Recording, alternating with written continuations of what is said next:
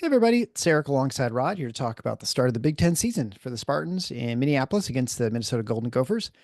As you probably know, this is the strange 1 week of conference play during December where the teams play two games and then go back to non-conference play and the holiday break, obviously.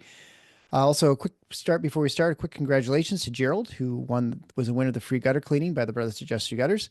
Also, big thank you to Kirk Zimke for his generous gift to the show via Venmo. If you appreciate the show and what we're doing here over at TIFF Knots, head on over to tffinots.com/support. There you can find ways to contribute to the show via one-time donation or on a recurring basis via Substack or Patreon.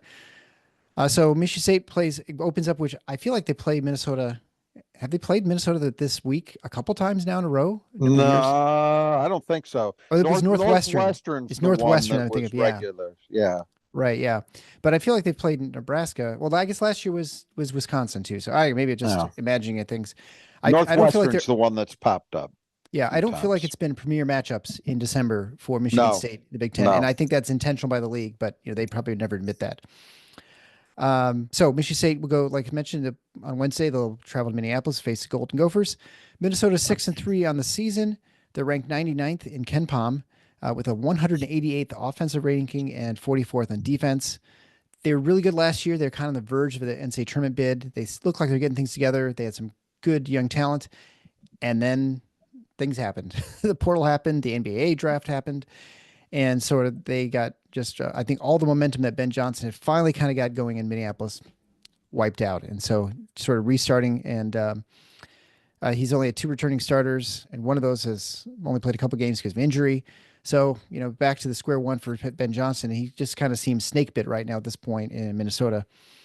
And as far as the team this year, Minnesota has been just bad offensively. They can't shoot.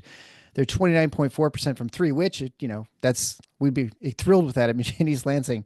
That puts them at 237th overall. But they're not helped by their 2-point shooting, which is 189th.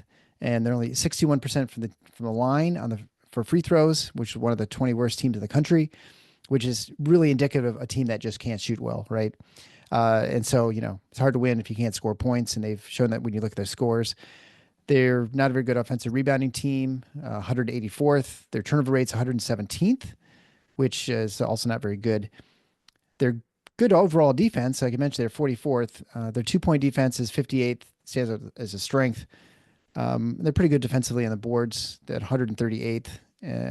But other than that, they're just a really bad team in trying to score. So their advantage, of course, is they'll be playing at home in Minneapolis. But Michigan State has had a decent amount of success. It's been quite a while since we've lost in Minneapolis because last year they lost. Did Michigan State lose here in? I believe so. They lost in East Lansing. Yeah, so I think I that's feel right. like it seemed for years Williams Arena was kind of like a pit of vipers, and they just would never come out with wins. But over the recent years, it's not been really a problem winning there. And I don't know if because I always felt like it was a big advantage the strange elevated floor. I don't think that's quite as much as it used to be, as certain as dramatic. But anyway, be that as it may, Michigan State heading to Minneapolis start Big Ten play.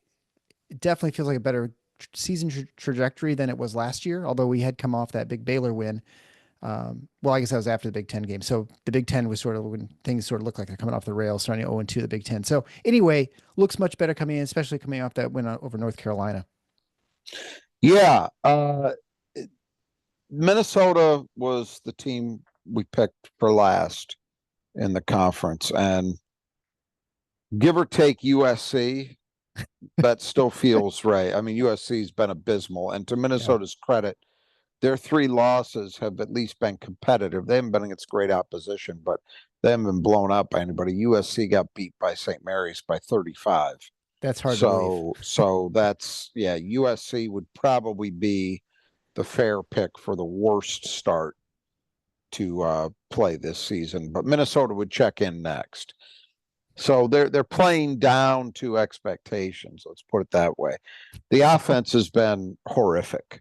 I mean, you can scarcely come up with adjectives to accurately describe how bad it's been. And it's unfortunate because, as you mentioned, they've actually been pretty good on the defensive end. They're not great in any one thing defensively. The closest to that is they're just inside the top 60 in 2-point defense. So that's been pretty good. And that's a good thing to be good at, because that tends to be consistent and repeatable and sustainable when you limit opponent success from 2. But what's been the key there is they're not bad in anything defensively. So you put the whole package together, pretty good defensive team. It's just they can't shoot from 3, they can't shoot from 2, and they are one of the worst free throw shooting teams in America. So when you can't put the ball in the basket, that's when I hate listening to people talk about Michigan State, and they'll use the word, well, they're struggling with their shot. No, they're not. They're struggling with their 3-point shot. Right. They have been exceptionally good from 2 and from the free throw line, both of which they shoot way more 2s than 3s. And they've been shooting, relative to Michigan State, for sure, they've been shooting a ton of free throws. Minnesota truly is a team that cannot shoot, because they can't shoot from anywhere. And if you can't do that, it's going to be hard to win. The defense has been good enough that it's managed to get them to 6-3 against a to be fair, pretty nondescript schedule thus far. Yeah. We're recording this on Sunday, and they just beat Bethune-Cookman today. That's kind of the caliber what they've been playing. But man, if the other thing you could say is, if you can't score against the kind of teams they've been playing against, how are you going to score against Michigan State and Illinois and Purdue and on and on and on? It's rough.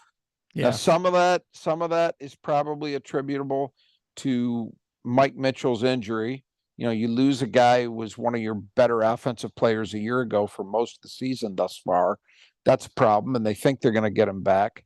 But, man, that's not enough. He's not good enough to change all of this. And the funny thing is, like, their best player, Dawson Garcia, has been great offensively.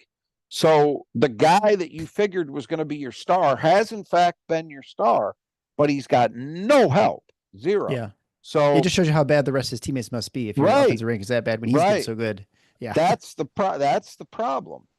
And I don't, not to be a pessimist for the Gophers, but I don't know how likely it is that any of this is going to change as they get into conference play, because it was expected that they were going to struggle. And I feel for Ben Johnson, because he seems like a good guy.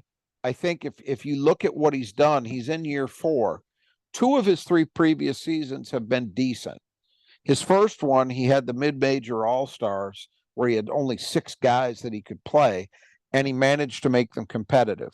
Then those guys left, and they fell off a cliff and were one of the worst teams in recent Big Ten memory in his second year. But then they got off the mat a year ago, and by the end of the season, I don't know that they were really close at all to a tournament bid. They weren't. But you have to give them credit. By the end of the year, they were playing like an NCAA tournament caliber team. Yeah. They didn't quite have that resume, but they were playing at that level. So pretty impressive for that kind of turnaround. And the best part was most of those guys were going to be back. So it looked really good. The trajectory was very positive for tournament. Yeah. I remember it being talked about in late February. Hey, Minnesota could be gearing up to make a tournament run next year. And that's exactly what Ben Johnson would have needed to maybe put some, lend some stability, put a little firmness to the foundation in Minneapolis. Then Cam Christie decides to go to the NBA and gets drafted. So it wasn't a terrible decision. Yeah. Several guys leave via the portal, including their point guard and their center, which were both big losses. And so you're starting all over again. I feel for him. I don't know, in this day and age, look at it and say, it's such a different equation that, maybe somebody different could come in there and just, pull the one-arm bandit and come up winning. on the portal thing and get them to be more competitive next year, a quick turnaround. But it's hard to see it. I mean, this is year 4, and when you look at it, say, well, has there been any tangible improvement? You to be fair, much as I don't like saying it, you'd have to say no. You would have to say that there's just not there's not a lot of reason to be optimistic about the future.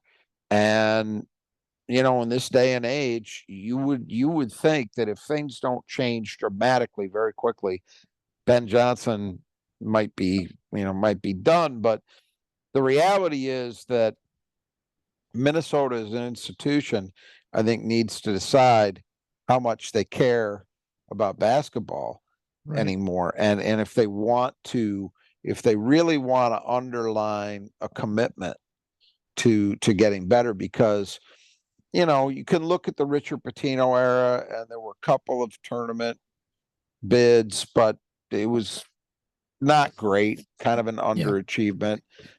Tubby, I think, had their most sustained, consistent level of competitiveness, but he never had that big breakthrough. It's been a long time since Minnesota. When I was growing up, Minnesota was a program that would cycle up and down. So they'd have a couple of years where they'd kind of be in the wilderness, and then as a group would mature, they'd then have a couple of years where they were near the top of the Big Ten, and then the pattern would start all over again. That seemed to be what they were, but they're a long way from even that these days. And we've talked about it for years that they haven't been able to do much of anything in terms of in-state recruiting. The portal obviously changes that dynamic, but the reality is Minnesota really isn't going out and landing big time portal guys. I mean, Garcia was the one. They seem to rely very heavily, actually, on getting guys who were Minnesota natives that they missed on initially. That seems to be the pattern. Dawson Garcia is that. If you remember the Battle kid that ended up at Ohio State, did a couple years at Minnesota, he was that way. They've got guys on the team currently who fit that mold. That seems to be a very common pattern for Minnesota in the portal era, but none of it's been enough. And more or less they look the way people expected them to look thus far, which is like a team that's going to struggle to finish out of the basement. I mean, I think if they don't finish last, that would be an accomplishment. Yeah, it's interesting with the team as far as it goes with NIL. I think once it becomes pulled in-house for most schools, you're going to have a better idea what the NIL situation is in its various schools. There will still be the element of private entity too. So, the Ohio State's, Alabama's will have some money outside, I think, is how it's going to probably work out. But you'll always have some idea from contractually, where the schools are and the support is. I think you'll know. I think right now you kind of know, but there'll be more granularity to sort of, where the teams rank as far as support for their programs. I just think it's really unclear. I don't have a lot of confidence yet in terms of what kind of system we're likely to see. I mean, as a general statement, you would say the moment that you make student athletes employees and you put into place a system of contracts, that opens the door at least to putting the kinds of limitations that a lot of people in the game and a lot of fans suggest they would like to see, which is, quote unquote salary caps, limitations on this stuff. And by the way, when you have contracts, you can handle so-called NIL stuff too. It depends. You could be,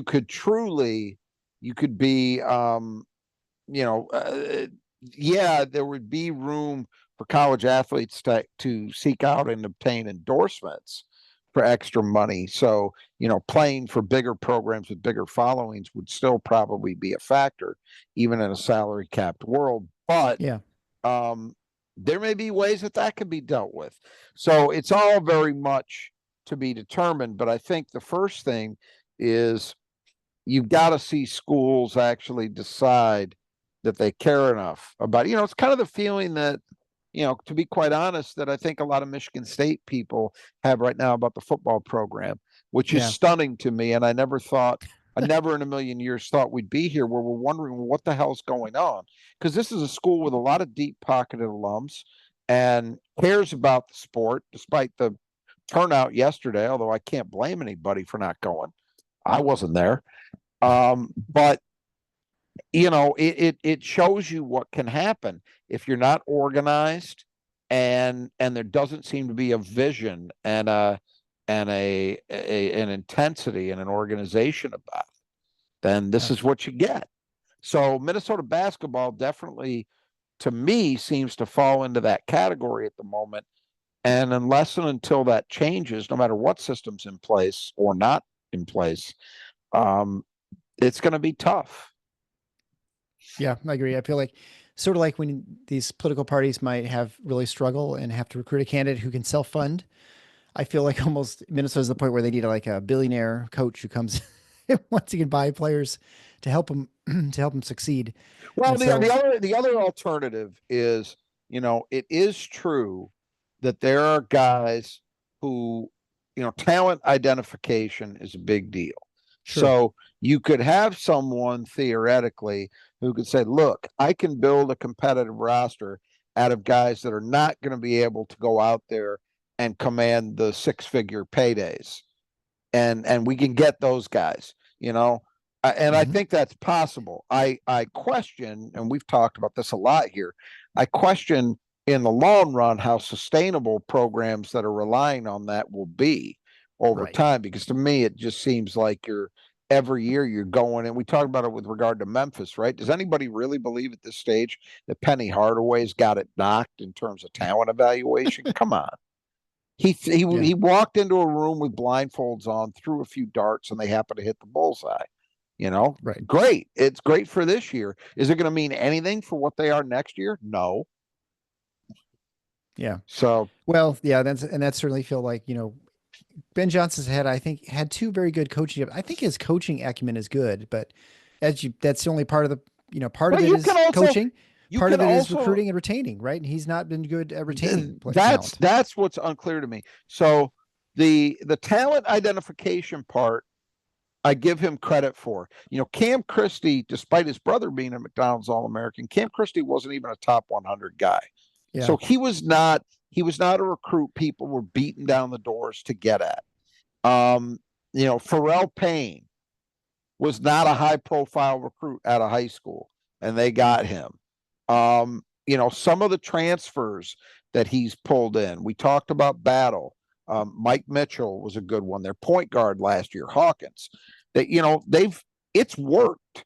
So you could at least say, well, this guy seems to know when guys can actually play that are gettable for a program like Minnesota. But as you say, the problem seemed to be last year, all right, he was able to get those guys, but once they get to a certain level, what's there to retain them? I didn't get any sense that Ben Johnson was a disliked coach and guys were just itching to get out of there. My sense is guys left for a payday. Mm-hmm. Minnesota couldn't or wouldn't match what was on offer from other programs, and so they lost these guys. And that's really tough. That's why I say I feel badly for him, because I don't think this, there's certain coaches. I don't feel badly for Mike Woodson. I just don't, because he's got all the resources in the world at his disposal. He's at one of the elite programs of all time. And so if you're failing there, that's on you, buddy. But Ben Johnson does not have any of those things going for him. And it just feels to me like a lot of what's gone wrong at Minnesota are things that are either out of his control or very, very difficult to get handled if you're not at a place that takes the sport that seriously, that cares. Right, exactly. And well, let's talk about these Gophers. We'll start with their starters. Is brought to you by the Brothers Jesse Gutters, who sponsor the player that Michigan State needs to keep in the gutter. And we'll leave this as a believe this says in suspense. We're not going to tell you who it is. Yeah, a very tough call. Right, right, tough. Even I can get this one right. So Brothers Just Gutters, they're even out right now. Maybe you need your gutters cleared off. I don't know how much snow you got in the Detroit area. We got a decent amount here in More Grand than I'd Rapids. like. More than I'd like. What is that? More than an inch, right? Well, no, it actually probably wasn't much more than that. But the problem is, um, it was one. I don't know if this really fits into what the brothers do, but the problem is that it was just enough. There's just enough moisture, and the temperatures were low enough that it was. I walked my dog, right, Yeah. and the sidewalks. Today it was finally better, but the couple previous days, right after Thanksgiving, were awful with black ice, and Yeah. you really had to be careful. Well, I was up north and we had a foot of snow, and it wasn't as bad as Gaylord, who I think they got over 2 feet. I think they get another foot here as we're Wow, recording this, so wow. they're going to be up to 3 feet. So, you know, they're going to be thrilled for it. Most of the people there who rely on that for their part of their business. So I'm sure that's a great thing for Northern Michigan because they didn't have much of a winter last year for snow sports and stuff. So rough on the hunters, but we can't all be happy. But the brothers are just good. They're not going to fix your sidewalks, but they certainly can clear out your gutters, make sure that it runs properly. They can put the heated gutters on as well, so that if you have trouble with ice buildup on your roof, they can take care of that as well. The leaf guards, obviously, so you don't have frozen, nasty leaves that are blocking everything in. So if you need someone to come check it out, the Brothers Justice Gutters should be your absolute first call. You can contact them on our support page. There's a little link there. You can get 10% off. You mentioned Final Four, either Kurt or Greg, depending which side of the state you live on. They can, as I mentioned, they can clear things out, they can repair it, replace it, whatever you need done. So they should be your first call. So they get in the ladders when it's nice and cold, and you don't have to. So we'll begin with Lucy Patterson, 6'2", senior transfer from Charlotte, all Minnesota native, as you're pointing out, that coming home, averaging 9.8 points a game, shooting 33, 21, and 67. Again, to your point of not hitting twos, threes, or ones. Leads the team in assists at 35 to just 8 turnovers, so very efficient, great ratio. And last year he was in a much, down in the mid-major leagues. He was shooting 44, 35, and 76. So, maybe he'll get better. We certainly feel that way with a lot of our players too. So, but the fact that you're shooting 67% from line and you're shooting, that's, I think that portends poorly for suddenly improving it significantly later on. Well, and and the one other thing. Now Charlotte plays I believe it's hard to keep it straight. I think The they're in CAA, No, no, no. They're either in Conference AAC. USA Okay, or yeah. the I can't keep it straight. I'll look it up while you're talking They're about it. in one of those conferences that are sort of maybe edging into mid-major plus, but it's still a move up, and that's where there's a little bit of a difference, at least between Patterson and looking at, say, somebody like Jaden Akins or Trey Holloman, Right, right. where they've done it at the Big Ten level. They're the AAC for what it's worth. So they're in the American. Okay. Yeah. They used to be in Conference USA Yeah, I for a think long so. time. Um, Either way. So, is it crazy to think that his numbers will turn around a bit? No, it's not crazy. But it's not just the 3-point shooting. That's the other thing. It's when you're struggling from everywhere, it's a problem. You mentioned his efficiency numbers, playmaking wise, are really, really good. I mean, it's like a 4.5 to 1 ratio. But the problem is, and this was always going to be the deal. So they had Elijah Hawkins last year, who was one of the Right. best playmakers in the conference and really was a key to making that team competitive because he was one of those guys, the old cliche goes, but it was true. He made those around him better and created opportunities for others. Well, they don't have that anymore. And they really don't have a pure point guard. So they thought that Mike Mitchell was going to play that role some. He's been hurt a lot. He's due to come back, they think, very soon, maybe even as soon as this game. And Patterson might help too, but the problem is they don't have anybody who's anything close to what Hawkins was. So that is also part of the problem with this team offensively is they really don't have a guy like Hawkins was, who just by virtue of his presence on the floor is going to elevate everybody else's play because he's going to create scoring opportunities for teammates that wouldn't otherwise present themselves, So Yeah, and we've Patterson, seen that with Michigan State, right? Their guards, 100%. look at Cooper looks so much better just because he's got, the feed is right where he needs it to score, and is Yeah. successful. Yeah. Well, and Michigan State's guards are this year are nothing if not dynamic. I Yeah. mean, they are forcing action. They are forcing plays to be made and dictating that in a way that they haven't in recent years, at least consistently so. Minnesota lacks that.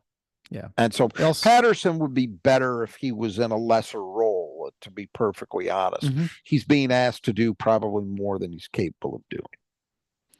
Yeah, and it's tough to get assists also as when you pass people who can't shoot. Right. So it makes Yeah. it tough too, right? I mean, it's Exact. kind of That too. they That they too. feed into each other. Next Yeah. would be Brennan Rigsby, 6'3" senior transfer from Oregon, so he's not coming from mid-major.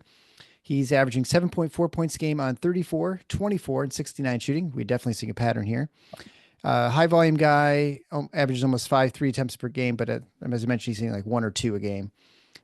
He was much better last year, shooting 41, 35, and 69. So, maybe Yeah. he's got another gear.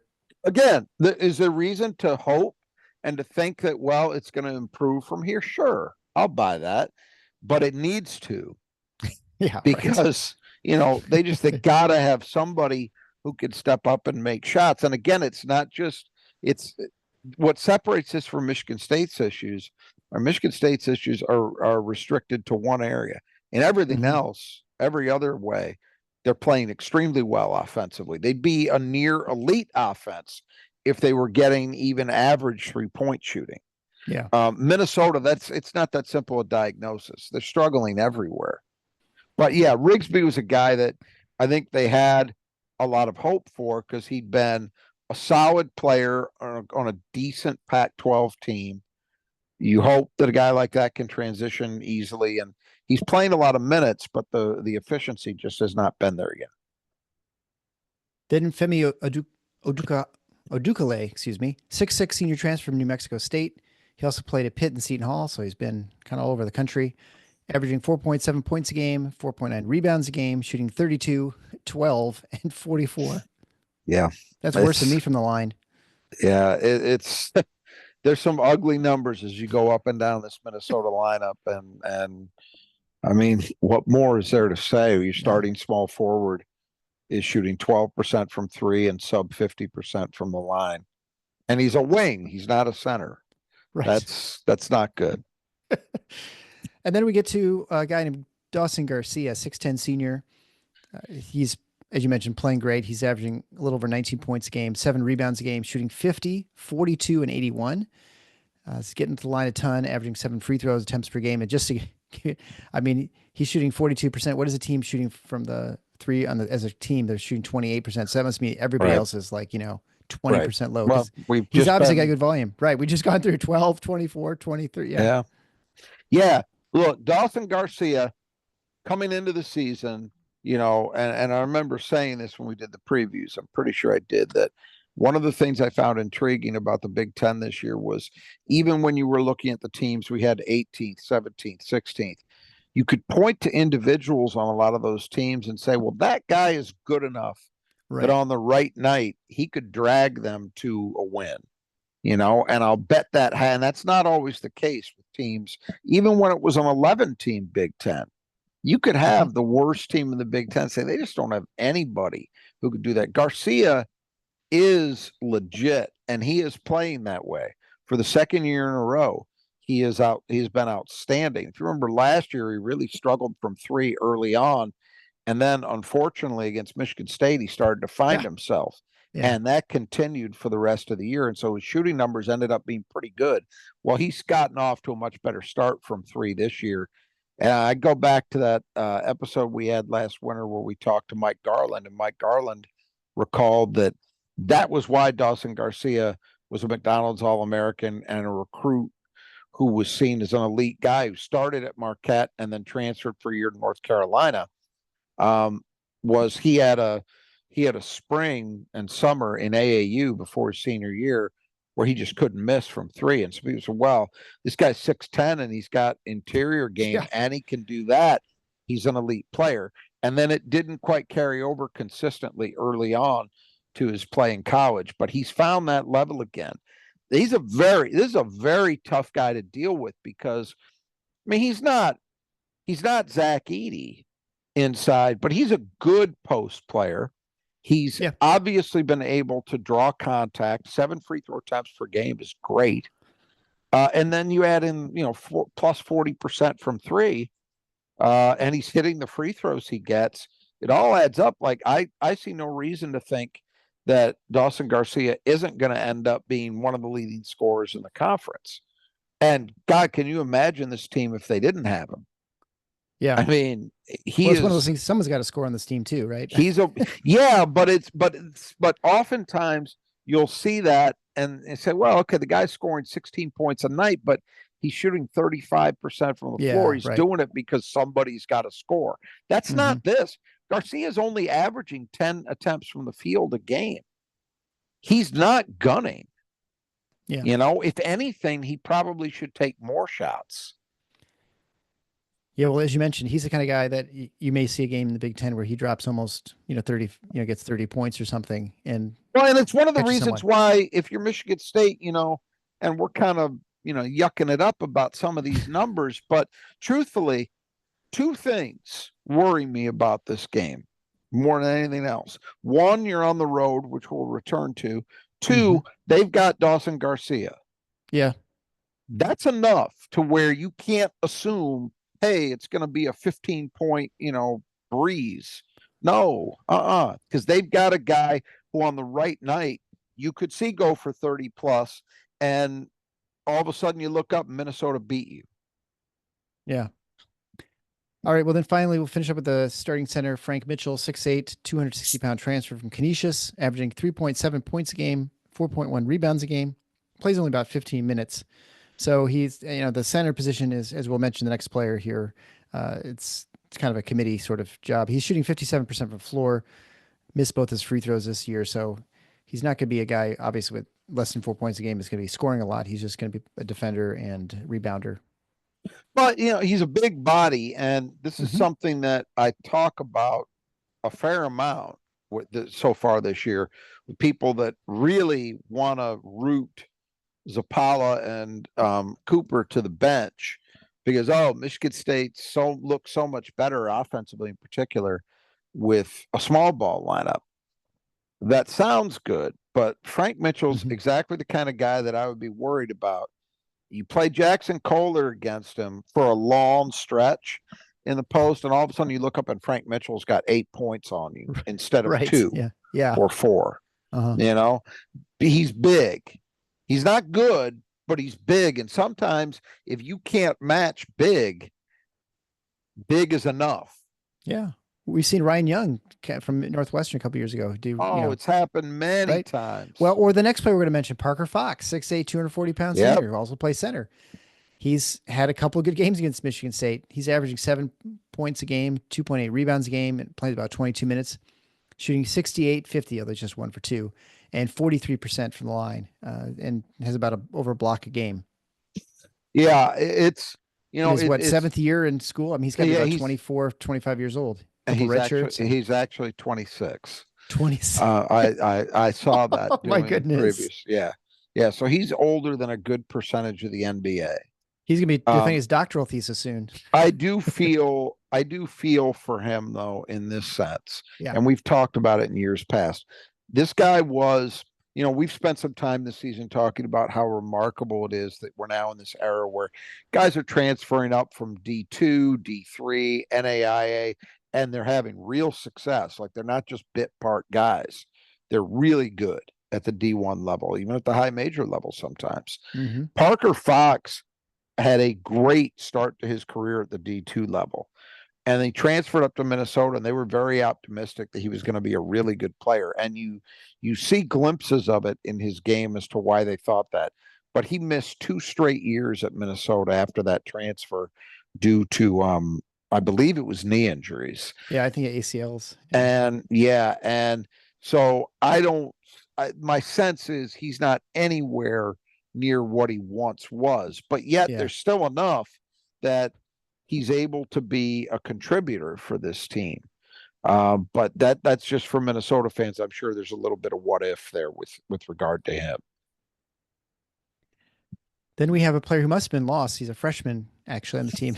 Isaac Asuma, 6'2", freshman guard, averaging 5.8 points a game on 42, 41, 50 shooting in about 26 minutes a game. He's out playing more because, as you mentioned earlier, Mike Mitchell is injured. And I mean, figure if you actually bring in a recruit, I think if you're Ben Johnson, you got to try and play him and hope that you keep him happy and he sticks around for the next year. I You think there's believe, a I promise? believe, I believe he's a homegrown guy. I think he's a Minnesota guy. Um, Huge deal that he stepped up because with Mike Mitchell missing most of the season thus far, God knows they needed it.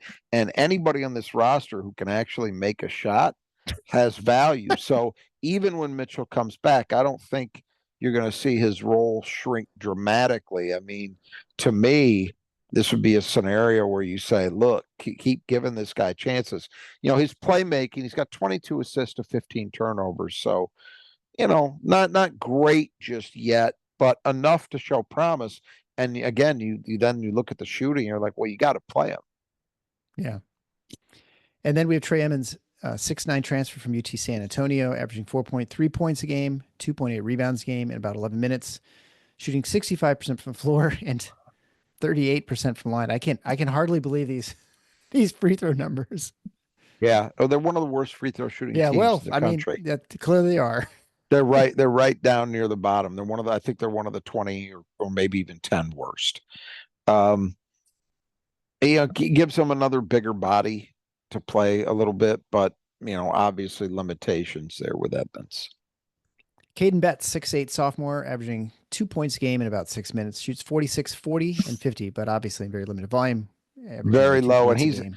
he actually has gotten DNPs in 2 of their 9 games thus far. So it's not even a guarantee we'll see him. And I think as they get a couple guys back, who we'll talk about in a second, his role may shrink even further.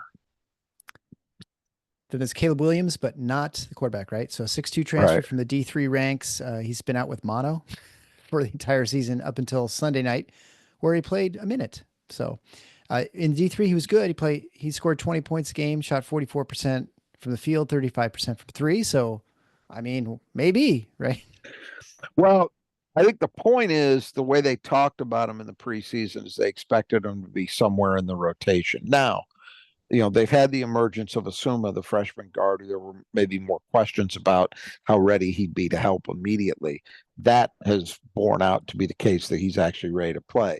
So you don't know if that same opportunity is there for Williams, but once he's able to actually take on some real minutes, his conditioning allows him. I mean, I remember I had mono when I was in college, and I wasn't trying to play D1 basketball, and it was tough to get, by conditioning, I mean, be able to walk around campus, and that was not the fastest thing to come back.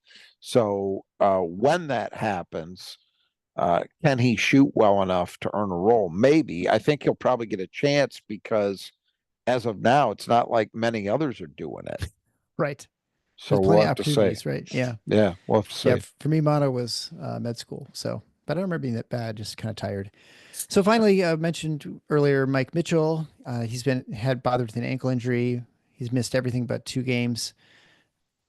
Didn't end up playing on the last game here on Sunday. So, last year he was a very important part of Minnesota's improved play. He averaged 10 points a game, 40% from three.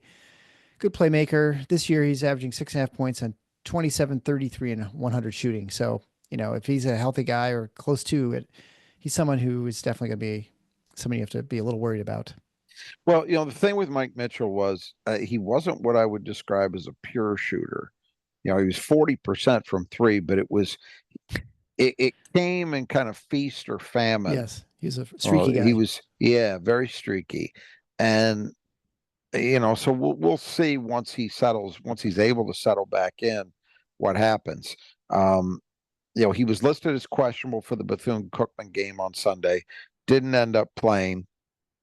He's been at games and you see him in street clothes. He's up walking around in the huddle. I haven't seen him wearing a boot. So hard to know where he's at. I would kind of assume, and this is just a guess, but I would guess that perhaps they sat him in the Bethune Cookman game to give him one more day of rest before trying to gear him up to play against Michigan State. If he plays, how much he'll play, who knows? You know, and if he does play a lot, how effective is he going to be? You know, his numbers in the 2 games he played early on were not great, but we have a season's worth of work at the Big Ten level from him to go on, and he was a pretty good player. He was definitely, you know, in his own way, he was as important as, you know, when you put him together with Hawkins and Christie, that was a really good 3-man guard group that Minnesota had going, and Mitchell was definitely part of that. Now, you know, the other thing is they had planned at the start of the season to utilize him as probably the closest thing to a primary point guard that they would have. And that was not his role last year. He was very much a secondary guy in that way. So that's an open question. Like, are they going to continue to try to do that once he's back? If they do, how effective is he? Because I don't really think he's very much a natural point. He's more of a scorer, a shot hunter to me. But look, certainly a guy they can use no matter what. The question for this game is going to be, does he play at all? And if he does, how much can he play and how effective is he after a lot of rust? Right. Well, we'll probably expect to see a lot more of him when they come back to the Breslin in January. I think so. I think equal. That's right. Safer assumption than this game. Right. Yes. All right. So let's, I know it's been a lot of suspense. So who is the player that Michigan State needs to keep in the gutter? Yeah, it's Dawson Garcia. Dawson Garcia. Yeah. That one, which is exactly exactly and look, he's also, when you think about it, he's a very tough matchup. You know, we're talking about him as a 4, but it really ends up, you know, he plays some 5. It just depends on how Minnesota's aligned. So, you know, it could be a situation where, you know, guys like Booker, Kohler, maybe some of Carr would end up guarding him, but there are also scenarios where, you know, it might fall to Carson Cooper. It probably is a situation where if Zapala had to guard him, I think Zapala's not on the floor. Yeah. He really does create issues for you, though, because he truly is a 3-level scorer, and those guys are tough to deal with. If you remember last year, you know, he got hot from 3 against MSU, as we talked about, but he's kind of, I look at him offensively, and I think that's kind of the goal for the kind of player that I think MSU believes Xavier Booker can be. Because Garcia can face you up, take you off the dribble, and get to the rim and score. He's not a pure post player, but he can do some damage inside with his back to the basket. And then, of course, he's an effective shooter from range. So he can do things in a variety of ways offensively to help you. And I think that's kind of where MSU would like someone like Booker to get to, because there is at least a rough similarity in terms of the versatility of skills that they have, and the athletic ability too. Garcia is also a pretty good athlete for a guy his size. All right, so let's talk about the players for the Swedish squad of Grand Rapids, and that they're the player that Michigan State cleans the glass best. They are right now, since we're entering winter season, they still can go out and clean your windows. Obviously, not as many people are looking for that, but if you want your house power washed, and God help them to go power washing your house in weather like this. But you know, if your house is a few shades grayer than it used to be, or browner, maybe you want to talk to the Swedish squad of Grand Rapids and come out and take a look at your house and take care of that. They also clean your windows, and they can do some interior painting for you as well. So you can get a lot of stuff done. Maybe just, you know, room or two touched up inside, and you want to stay off those ladders, not only outside, but also inside. So because I don't mind painting. It's all the taping and all the prep work and stuff. And certainly trying to paint the ceiling is like the worst, but I'd rather have other people do it. So, you know, if you're like me, contact the Swedish Squad of Grand Rapids. You can find ways to connect to them on our support page at thefinalfoursontheschedule.com/support. And you get 15% off. You mentioned Final Four when getting their services. So again, check out the Swedish Squad of Grand Rapids. It's sponsor who cleans the glass best for Michigan State. And right now it's tied at 2-2. I think you have first pick because, right? I think so. Yeah. So Who are you going to go with for who's going to clean the glass best for Michigan State? I'm gonna go back to Jackson Kohler. I Yeah. think he bounces back, and I think this is the kind of game where maybe more so than the North Carolina matchup, where I can see Jackson playing the kind of minutes that we've more typically seen from him this season. Yeah, and I always forget to think about this ahead of time before we start the show. I this is I think I'm going to go with Zapala, which I know is kind of a traditional pick, but I do think he's going to be playing more just because of the matchup and the size for Minnesota. I think with Fox, I think you're going to get and Mitchell, you're going to probably have more of a traditional look for the team, and I think defensively he's not going to be as much of a problem. We'll see, obviously, but I think he'll be on the floor enough at least to get a bunch of defensive rebounds. And Mhm. I say that, but he's really good at getting offensive rebounds too. I mean, he's shown a real knack for that. So we'll see how he does. Which brings us to the keys of the game, brought to you by Nudge Printing. Nudge Printing is where you should go for your Spartan apparel. It is a holiday season. If you need to get some gifts for a loved one who is a Spartan fan, or maybe a fan of another school in the state of Michigan, check out Nudge Printing's large selection at nudgeprinting.com. You get 20% off. You mentioned Final Four. That's just one word at checkout. They have all the traditional logos for Michigan State, the older vintage ones, the new ones, whatever you need, and also really high quality apparel too. It's screen printed and super soft, breathable. Whether it's the hoodies, t-shirts, quarter zips, jackets, they get really cool hats right now too. Although now it's more like stocking cap season, but you can get all that stuff at Nudge Printing. You won't regret it. Be sure you do. And at some point, if you ever need anything done for your office or maybe a fundraiser for your school, they have fabricated customs. You can find that as well, either linking through their website or fabricatedcustoms.com. There you can they can hook up something and get a bunch of, like, if you want to get t-shirts or something set, or various apparel with your logos, your team logo or your school logo. They can do all that too. So they do fantastic work, and they do all the shipping and they do all the payment processing for you. So you don't have to do that, because that's usually the worst part of those fundraisers. So again, check out nudgeprinting.com. They do fantastic work, great Spartans. So keys to the game, number one is pace. Minnesota is slow. And by slow, I mean really slow. One of the fifth slowest teams in America. And probably a good thing, because they can't score when they get down there. So if they can minimize how many opportunities they have to miss, it's probably helpful to keep the game close. They're 335th in average length of possession, and it is the antithesis to Michigan State. It's the kind of team that we all hate watching Michigan State play, when they try and speed up a team, get moving on either on the transition or just even in the half court. Well, you're not very likely to speed up a team like this. The only way you can really do that is if you're a full court pressure team or a trapping team, and that your defensive goal is to create turnovers and make the other guys play faster than they want. And Michigan State will not do that. So Right. in games like this, if you think about all those years they'd match up with Bo Ryan's teams or John Beeline's teams, just to use two examples, those games rarely became fast-paced games, right? Because Michigan State wasn't going to do the things you'd need to do to make it a really fast game. Now, that still means you may have opportunities to get into transition. And even if you're not able to get into transition, you still want to see MSU doing what they've been doing thus far this season, which is getting the ball into the forecourt quickly and getting into half court offense quickly. Those are the things that realistically I think should be there.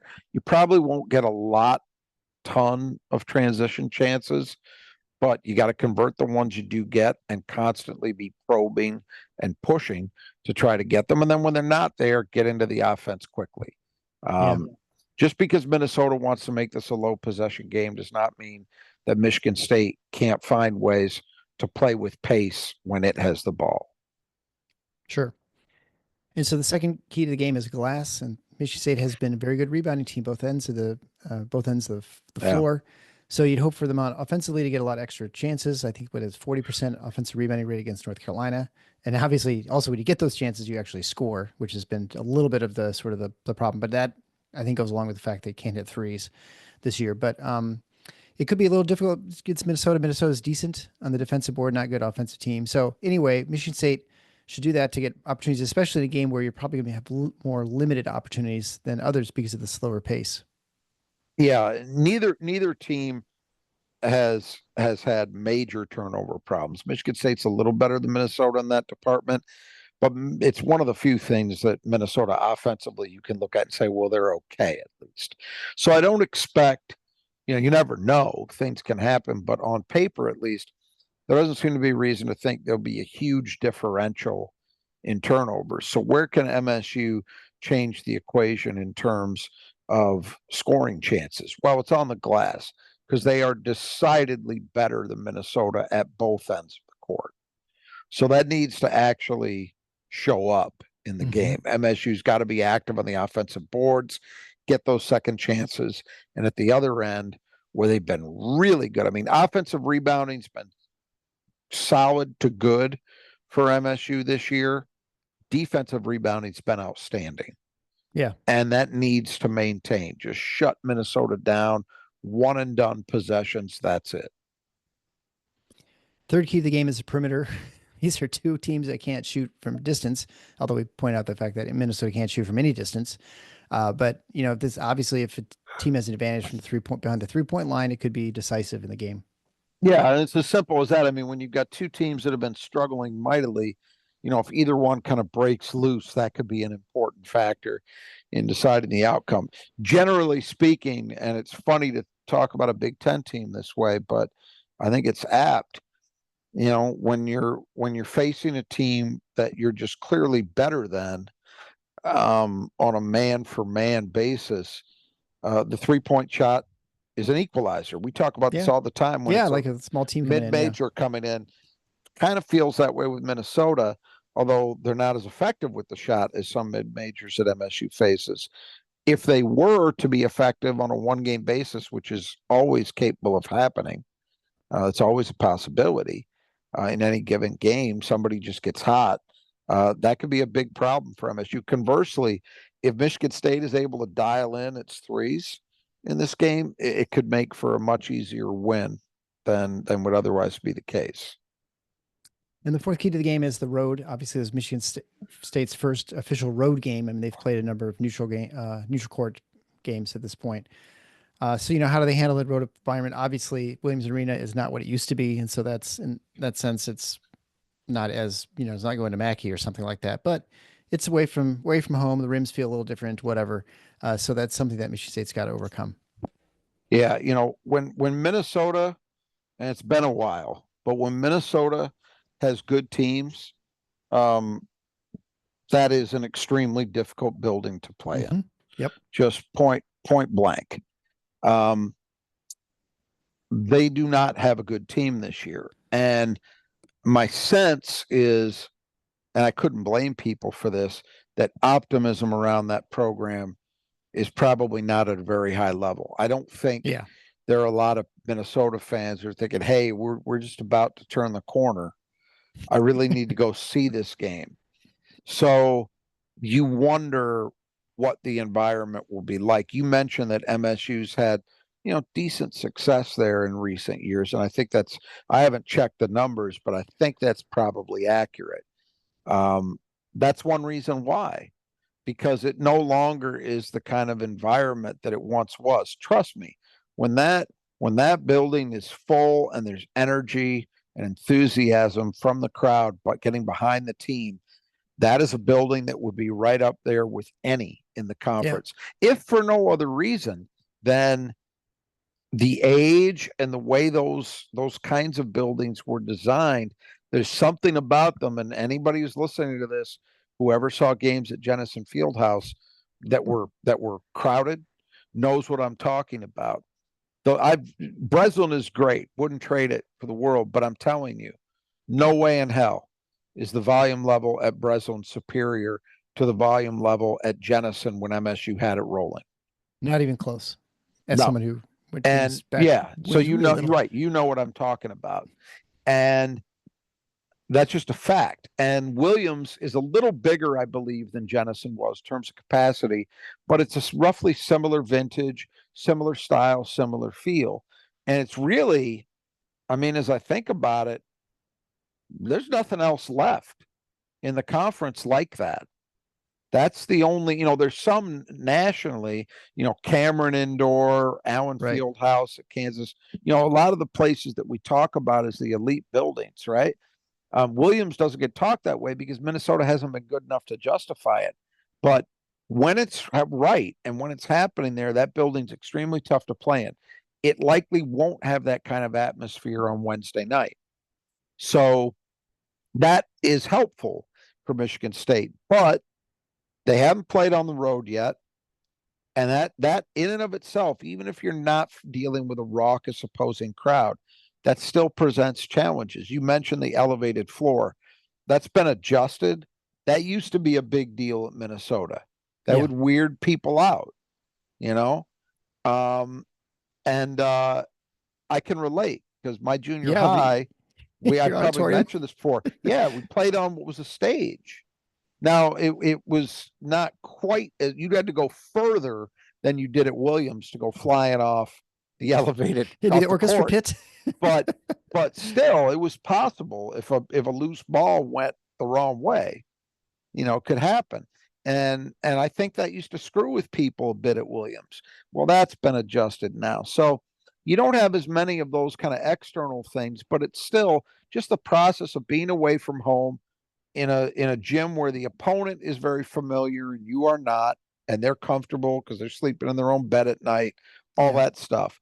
So for MSU, the first true road game of the year, you want to see, honestly, you couldn't draw up. I mean, what would be an easier, better situation? Maybe going to Penn State, although I think they're a better team, but at least the environment is pretty moribund. We'll see about places like, I even suspect that places like Washington are probably tougher. Well, the travel's at least harder to go to Washington than me, if nothing else. So this is, this is set up well in general, but that doesn't mean there are no challenges here. So MSU's got to pass that test with a younger team, and even the guys who aren't so young are in bigger roles than they're used to being in. So all that stuff kind of comes together. Leadership's going to be really important. So guys like Jaden and Trey, and I would even throw Jeremy into that equation, even though he's a redshirt freshman. Those guys have really got to step up and drag everybody with them. Yep. Yeah, I was seeing the other arenas, maybe Northwestern, but not anymore because they rebuilt their arena, and so it's a little bit different. And of course, it was never as much a home arena as it was a away arena, a home away from home arena for most other Big Ten teams. I think Baylor, they rebuilt their arena, and their new stadium is sort of feels like like a large old field house. And so it's kind of cool what they did. And the capacity, I believe the capacity is well under 10,000. So they really intentionally did that. And I think that was really smart. I mean, if you can forward thinking, if you can if you can justify it, and you don't have pressures to, well, we need to be able to get more people in the gym. Maybe easier to do at a school in Texas, where basketball, it's fun, it's a nice diversion, but it's not the focal point. Maybe it's easier to win that argument. But it's a good point. I mean, they did from what I can tell, they did exactly what you should do if you want to build a new building to have a really serious home court advantage. Now you've managed bands and things. I mean, if you have a venue, you'd rather have it at capacity, but smaller than one that's half empty, even if you have more people. 100%, 100% in the business that's known as an underplay. You intentionally play a room that's smaller than you think the number of tickets you could potentially sell would be, but the effect is you get you develop a sense in the audience that you are a hotter proposition, right? Because the show sold out. Yeah, absolutely. People do that stuff, with some level of frequency. There's definitely a strategy to it, and I think in sports it can be the same kind of thing. You want it to feel like it's a desirable thing. It's a hot ticket. Mm-hmm. So sometimes the way you do that is you maybe undershoot what you actually think you could do in terms of sales in order to make sure that you have that feeling. And it's also just for the people that are there, including the performers or the athletes, the environment always feels more electric if you've got a full house. Even if it's fewer people in totality, then you might be able to put in another bigger room, but where you'd look around and say, oh, the balcony or the second level in a sports arena is kind of half full. That doesn't feel as exciting. Yeah. All right. So the fifth and final key to the game is free throws. Mentioned that Michigan State has been, I wouldn't say elite, but pretty close. They're 76 in free throw attempts per game, which is very good for Michigan State. They're 28th in 28th in free throw percentage, which is really, really good. Yep. And Minnesota can't hit the ones either. They're 153rd at getting to the line and 345th in percent made. So there's obviously a way to get a big difference in, especially with Michigan State's ability to get to the line. There's a chance to really differentiate yourself. It should be an area of significant advantage for Michigan State if they are able to play the way that they've been playing. And Minnesota hasn't shown. I mean, they're not a disaster, but they haven't shown any particular propensity for avoiding fouling either. So I'm optimistic that Michigan State can create a lot of contact and get opportunities, and then it's just a matter from there of continuing to shoot them the way they have been, which has been, incredible, just phenomenally good across the board. I mean, we've talked about it. You basically, in a team where 10 guys are playing regularly, you've got two guys really, Carr and Zapala, that you don't feel really confident in. I mean, I feel that way. I'm not saying they're 90% shooters or likely to be that on the season, but even guys like Kohler and Cooper, I have a pretty decent degree of confidence in. I'll admit, if it was a situation where they were down one with 15 seconds left, one of those two guys are at the line. Am I just putting two down automatically in the scorebook? Probably not. But you know what I'm saying. Yeah. Like they're not what they've been in the past. You're like, oh, it's like you're praying they can hit one of these. Right. Not at all. And then everybody else, you generally feel really good about. And particularly, again, what helps is there's certain guys that are getting there with frequency. Fiddler is the biggest example of that by far. But when he's played, and we're going to assume that he's back on Wednesday, I think there's been enough time. I was going to ask you about that concussion protocol. I mean, I don't say Izzo hasn't spoken to it. I imagine we might hear something tomorrow, but I would think, wouldn't you? Jace was not. I mean, he failed the protocol that morning, but that by the time this game comes around, that's a week prior. I mean, it just seems, and he was there. He was there. He was at the game. He was, for what it's worth, he was engaged. He looked normal. I mean, I know when those things are really bad situations, you might be, I can't be around too much light or too much noise. Exactly. None of that was happening. So I would think it's pretty automatic that he'll be playing.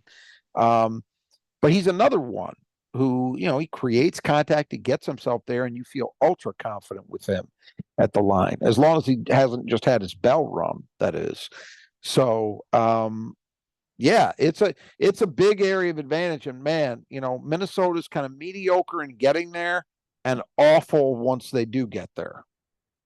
So you would hope this is an area where Michigan State can maybe, you'd like to think, maybe carve out an 8-10 point differential at least at the line. I mean, I don't think that's unrealistic. I'm talking about points, not attempts. Yeah. Well, now you've almost guaranteed that Minnesota's going to go 13 for 16 from the free throw line.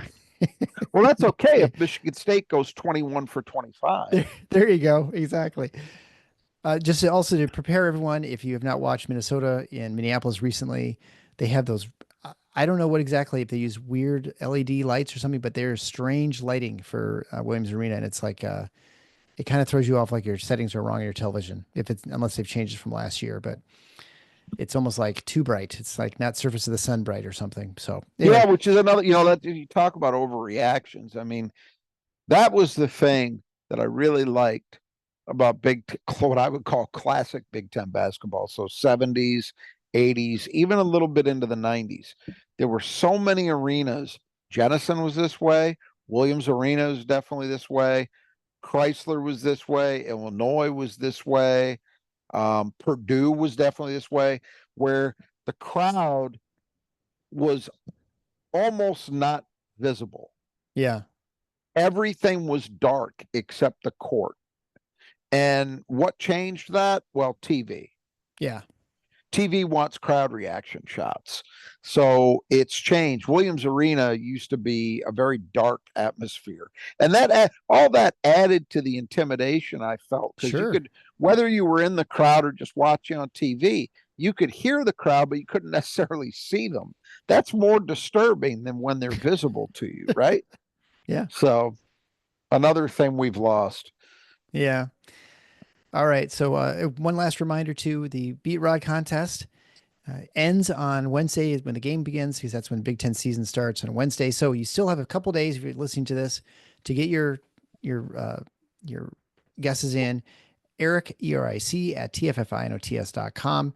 Make sure you put the Big Ten standings 1 through 18. The tiebreaker is going to be how many points Michigan State scores in their 2 games against Michigan this year. And obviously just add your name so we can keep track of everything. Can I make a suggestion with that? That they don't use your that? picks? Or what? No, but with the tiebreaker, the amount of points against Michigan, I'm going to offer, since we're almost at the end, I'll just offer some unsolicited advice that may turn out wrong, but I don't think so. Aim high. Really? Yeah. Well, most people have not been aiming high. They've been in the 130s or 140s. Well, 140s is not unreasonable. Yeah, 70, yeah. But both teams, I mean, Michigan is playing incredibly fast. And right. I don't think they're going to come into that either of those games looking to necessarily slow MSU down. They want to play fast, and we know MSU wants to as well. So for the first time in a long time, I can never remember a coach at Michigan who wanted to play the way they're playing this year. If you think back, Steve Fisher didn't really play that way. I don't particularly remember Bill Frieder or Johnny Orr being, point a minute kind of guys. John Beilein absolutely was not, and even Juwan Howard wasn't. Right. So it's been a while. Anyway, just a thought that occurred to me as I was listening to that you might want to aim high. Well, that reminds me too, my son was saying, you need to tell Rod that he needs to go with his gut more on these predictions 1 through 18. That's why he's getting tripped up. You can't say, Indiana's going to be second, but they're not really going to be second.